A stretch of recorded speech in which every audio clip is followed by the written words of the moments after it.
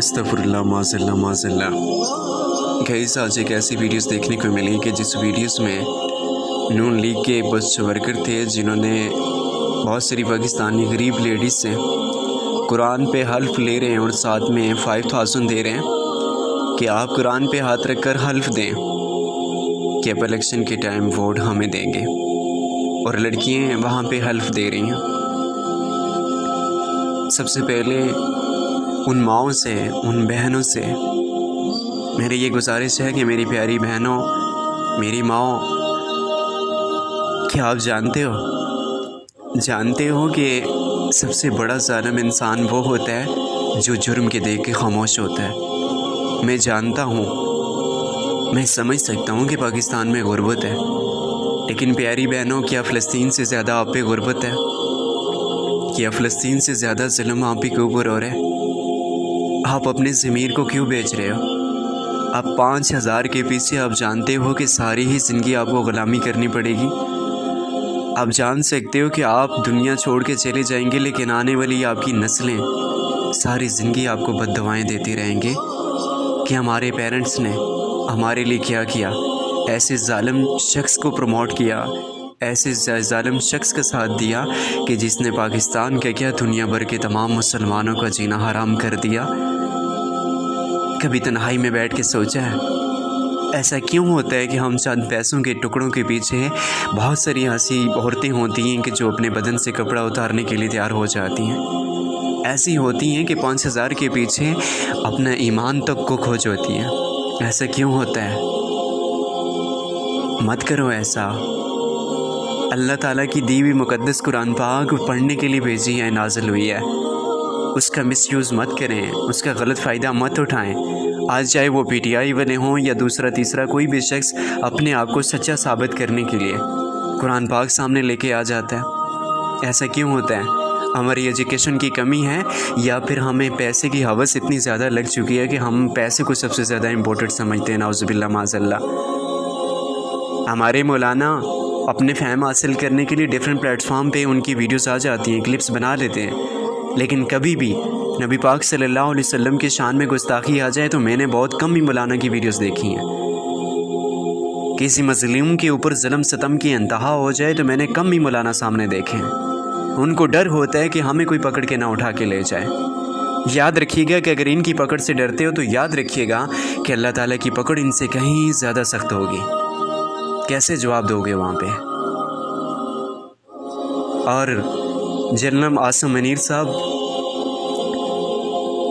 سر اگر آپ کو برا نہ لگے، اگر میں غلط نہ کہوں تو آج سے 5-10 دن یا مہینہ پہلے آپ کی کچھ ویڈیوز دیکھنے کو ملی کہ جس ویڈیوز میں آپ بہت ہی زیادہ بولی جا رہے تھے کہ پاکستان کے اندر کرپشن کرنے والے لوگوں کو میں نہیں چھوڑوں گا، ہم ان کو پکڑیں گے، ہم انصاف لیں گے، ان کو گٹارے کے پیچھے لے کے جائیں گے، ان کو عدالتوں کے سامنے لے کے جائیں گے۔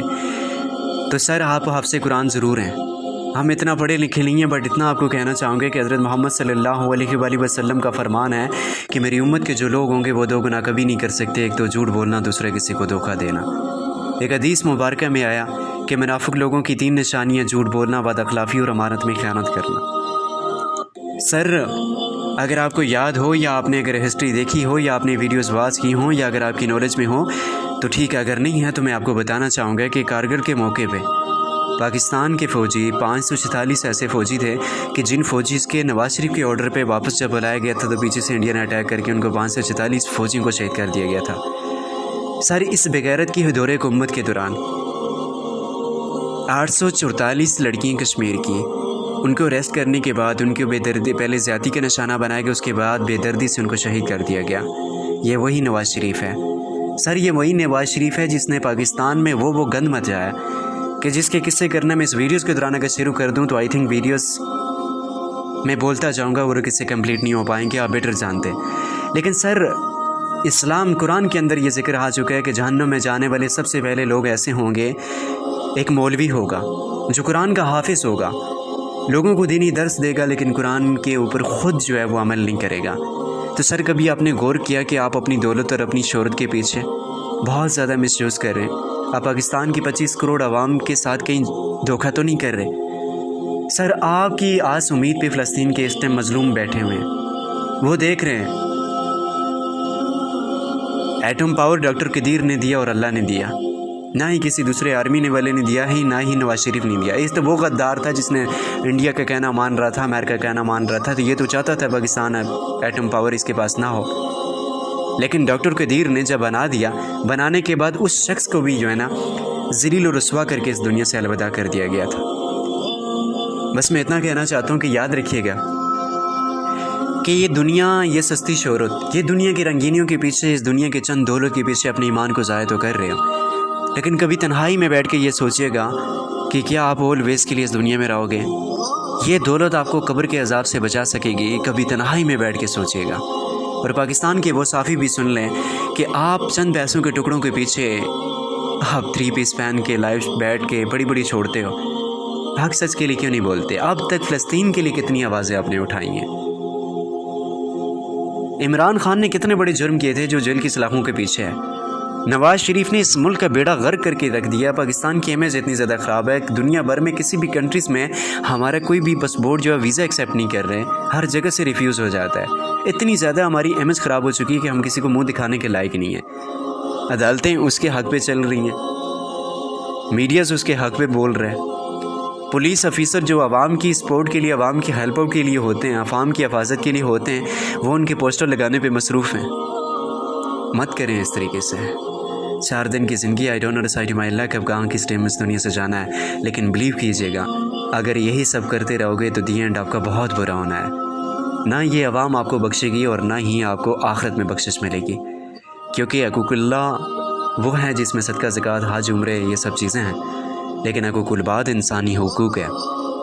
اللہ تعالیٰ بھی فرماتا ہے کہ جب تک میرا بندہ معاف نہ کرے تب تک میں معاف نہیں کروں گا۔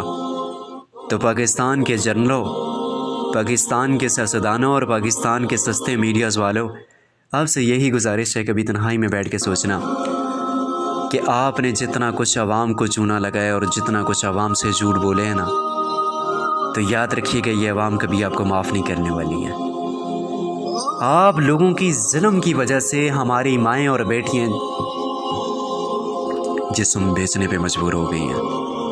اس ٹائم ٹک ٹاک ڈیفرنٹ پلیٹ فارم پہ دیکھو یا دبئی میں دیکھو، چغلے خانے بھرے میں پاکستانی لڑکیوں سے۔ ان لڑکیوں کو کیا شکوہ کریں، کیونکہ صرف اور صرف ان ظالموں کی وجہ سے سب وہ کچھ ہو رہا ہے۔ پاکستان میں امن ہوتا، پاکستان میں جابس ہوتی، پاکستان کے پاس لوگوں کے پاس بزنس ہوتا، تو آئی تھنک اس ٹائم ہماری مائیں بیٹیاں ننگی ناچ نہ رہا ہوتی یا پھر کسی چکلے میں نہ جاتی۔ صرف اور صرف ان ظالموں کی وجہ سے ہو رہا ہے۔ فلسطین اس ٹائم ان کی آس امید پہ بیٹھا ہوا ہے، لیکن ہمارے بہنوں اور بھائیوں کے اوپر ظلم ستم کی انتہا کر رہا ہے وہ اسرائیل، کہ جس کا صرف ایک ایٹم پاور پاکستان کی نیڈ ہے، بس وہ تباہ اور برباد ہو سکتا ہے۔ لیکن کیا ہے کہ امریکہ کا ڈالر ہمیں ہرا گیا اور وہ جیت کے ہم اس کے سامنے جھکے ہوئے ہیں، ہم اس کو آگاہ مانتے ہیں۔ مت کرو اس طریقے سے، مت کرو، خدا کی قسم کر کے کہتا ہوں یہ